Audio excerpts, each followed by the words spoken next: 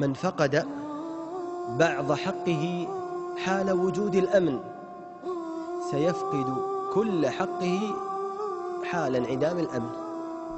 والواقع يشهد، لا أحد يقول غير ذلك.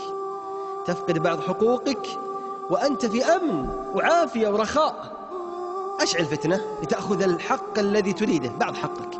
النتيجة ستقوم فتنة وثورة ومهلكة، سيختلط الناس وسيضعف الأمن، وربما ينعدم الأمن وتفقد كل حقوقك. عندك مشكلة في حرية الرأي كما تقول أيها المفكر، غدا ستصبح عندك مشكلة في الخبز، عندك مشكلة في الوظائف والبطالة، غدا عندك مشكلة في العرض، عندك مشكلة في حقك من العلاج والمشاركة السياسية كما يقول بعض الناس، غدا عندك مشكلة في حقن الدم، بعض حقك فقدته وأنت في أمن، إذا اهتز الأمن فقدت حقك كله.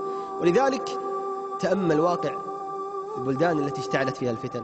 يا إخوان، أرادوا مشاركة سياسية، أرادوا حرية رأي، أرادوا وظائف، أرادوا أموال وخيرات، أرادوا خدمات. يوم قامت الثورة ترى ما عاد يفكرون في هذا. ايش يفكرون فيه؟ العرض، الخبز، كهرباء، ايش بعد؟ الوظيفة اللي أنت مستاء من قلة راتبها، وقف الراتب خلاص. أنت مستاء من مبلغ معين، وقفنا عليك، يلا هذه ثورتك. افرح بالثورة الآن، افرح. ولذلك من وصايا ابن عمر رضي الله عنه: الزم أمر الجماعة، وهي وصية النبي صلى الله عليه وسلم.